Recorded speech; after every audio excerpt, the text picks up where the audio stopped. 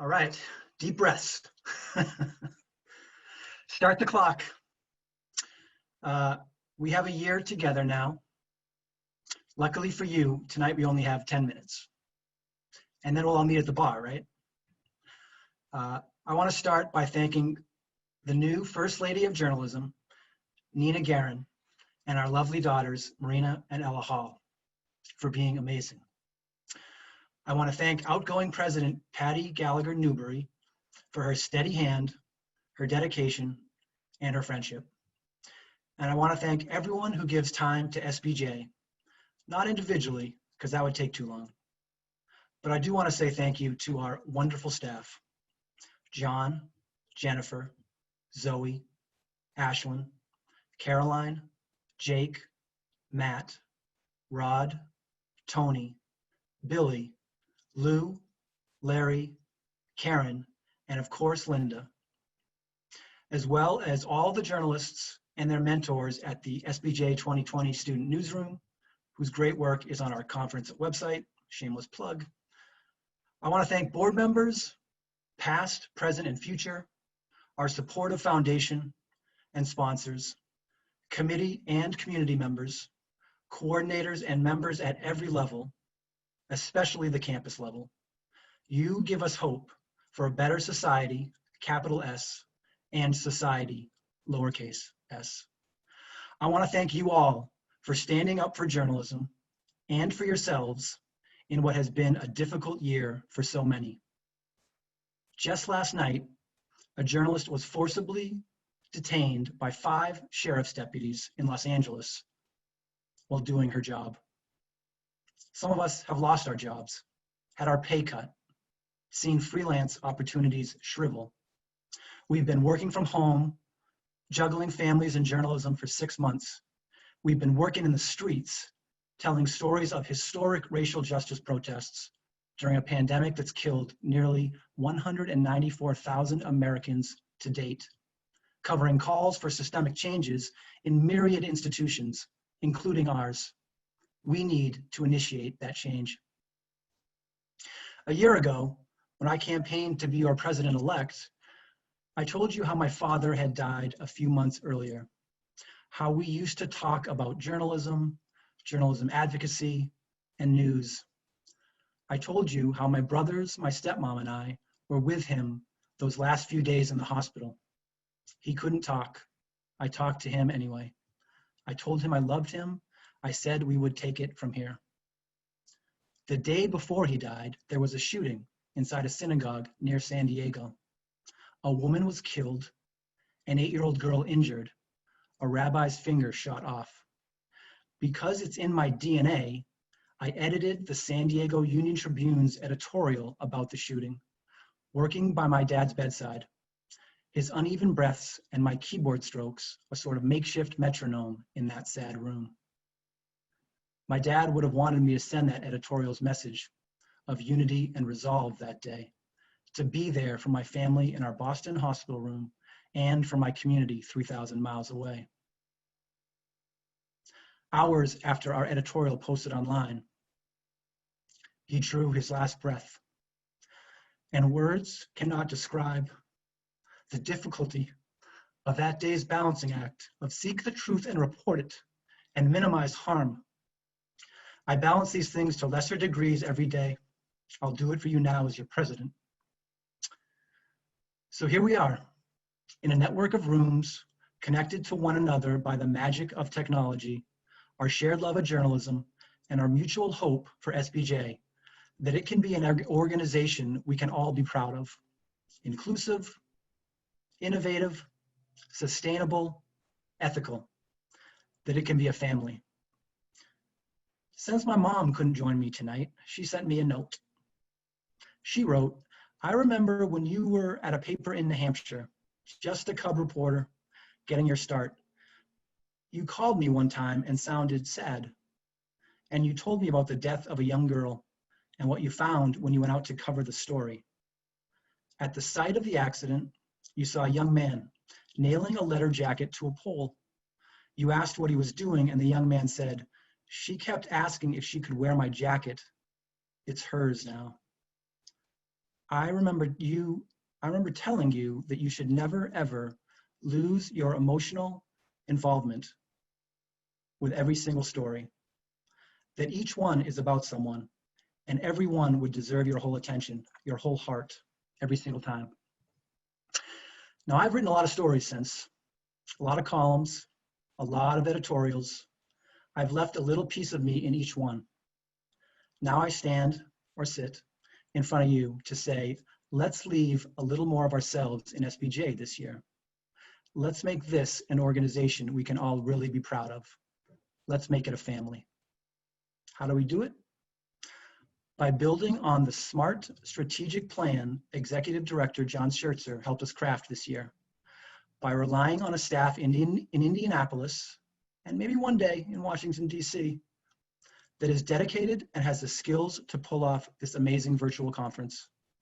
By welcoming energetic new board members, and by reaching out to their opponents in this weekend's election and saying, we need you to stay active and involved in this organization for it to thrive. These are challenging times for journalists. This weekend, SPJ was there to help with real discussions about inclusive newsrooms and coverage, about staying sane in 2020, and covering a pandemic that is not only the story of this year, but also likely the story of 2021 and perhaps beyond. After her presentation, I asked Dr. Tammy McCoy-Arbayo how we could all stay focused and sane, facing the prospect of this pandemic lasting for years. Get through today, she said. Focus on what's in front of you. So that's what we're going to do. We'll focus on a new strategic plan that John Schertzer calls our Core Four, which honors our past and seizes the future. We'll be champions of journalism, fighters for the First Amendment, stewards of ethical journalism, and producers of journalism's future. It's an ambitious, fresh start for an organization that dates back to 1909. And it's crucial for us to reverse a membership slide and appeal to a wide range of journalists who are under attack, under assault, and under siege, looking for allies and support. The plan calls for us to encourage news organizations to build newsrooms that are diverse, equitable, and inclusive, and make their staff and management demographic data public on a regular basis, as the San Diego Union-Tribune, where I'm the editorial and opinion director, began doing this year. We're done paying lip service to diversity. The stakes are too high. As Nicole Hannah-Jones said yesterday, it's not about checking boxes. It literally is about the accuracy and depth of our coverage. So what does that mean? At the suggestion of new President-elect Rebecca Aguilar, we'll rename the Diversity Committee the Diversity and Inclusion Committee to make a point. And working with affinity journalism groups, we'll try to tackle the problem of newsroom retention of journalists of color. We're going to create programming in collaboration with the Ethics and Diversity Committees to highlight connections between ethics and diversity in the news industry and make a difference. The strategic plan also calls for restoring the annual training program for SPJ leaders, identifying and launching 3 new communities, conducting a cost-benefit analysis of a stronger and more active journalism advocacy presence in DC, and establishing 10 new college chapters, importantly, including at least 3 at institutions like HBCUs or Hispanic serving institutions. This strategic plan, which new and longtime SPJers alike have told me they're excited about, also keys in on innovation, technology, and sustainability. It's a lot, but these times demand it. I want to close with one big idea. I ran it by membership committee members last week, and they were enthusiastic. We'll work on the marketing and may not unveil it until we launch our new membership database this fall. And I know we're all waiting for that database. Only journalists could geek out about a database, but we need it. Here's the idea. Over the course of the next year, we each get 1 person to join SPJ. That's it. That's the tweet. So simple it sounds silly, but I'm serious. Ahead of my swearing-in ceremony, I wanted to pay it forward. So I said on Twitter that I would cover the registration costs of the first 10 students to reach out to me. Within 48 hours, 10 did. The group wound up being mostly women and mostly journalists of color, both of which this business needs more of. Watching their tweets this weekend was amazing. They were so excited, are so excited, so inspired, so activated.